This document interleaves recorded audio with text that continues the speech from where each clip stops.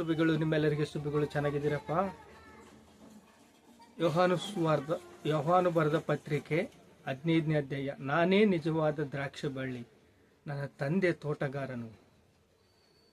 ನಾನು ದ್ರಾಕ್ಷ ಬಳ್ಳಿ, ಇಸ್ರಾಯೇಲ್ ಪ್ರಜೆಗಳಿಗೆ ದೇವ ದೂತನಾಗಿ ಕಳಿಸಿಕೊಟ್ಟ ದೇವರ ಮಗನು.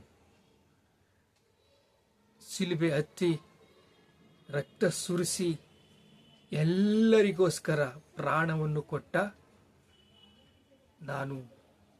ರಕ್ತವನ್ನು ಸುರಿಸಿ ಎಲ್ಲ ಮನುಷ್ಯರಿಗೆ ದೀಕ್ಷಾ ಸ್ನಾನ ಮಾಡಿಸಿ ಆತ್ಮಗಳ ರಕ್ಷಣೆಗಾಗಿ ದೇವರ ಪ್ರೀತಿಯಿಂದ ನಾನು ನಿಮ್ಮನ್ನು ಪ್ರೀತಿಸಿದ್ದೇನೆ.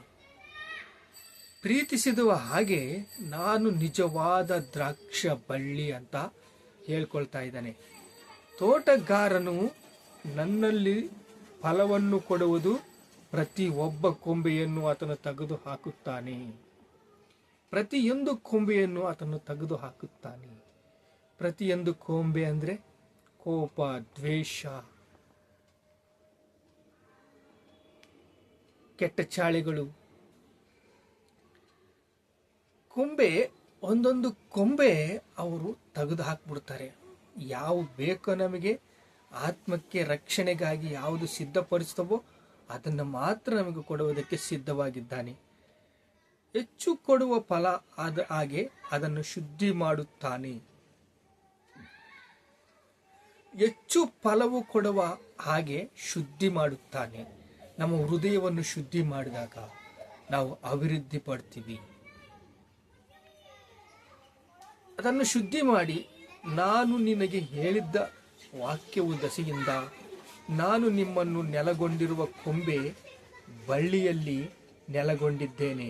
ಹಾಗೆ ತನ್ನಷ್ಟಕ್ಕೆ ತಾನೇ ಫಲ ಕೊಡುವುದಾಗಿ ನೀವು ನನ್ನಲ್ಲಿ ನೆಲೆಗೊಂಡು ಫಲ ಕೊಡಿರಿ.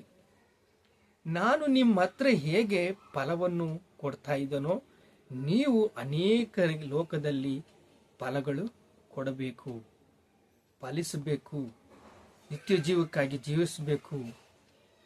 ನೀವು ಉಪ್ಪಿನಂತೆ ರುಚಿಯಾಗಿ ಲೋಕದಲ್ಲಿ ನಡ್ಕೋಬೇಕು. ನೀವು ರುಚಿಯಾಗಿ, ಒಬ್ಬ ಉಪಾಧ್ಯಾಯ ನೋಡ್ರಿ ಎಷ್ಟು ಉಪಯೋಗ ಪಡ್ತಾನೆ, ಒಂದು ಕಾರ್ ನೋಡ್ರಿ ಎಷ್ಟು ಉಪಯೋಗ ಪಡುತ್ತೆ. ಹಾಗೆ ನಾನು ನಿಮಗೆ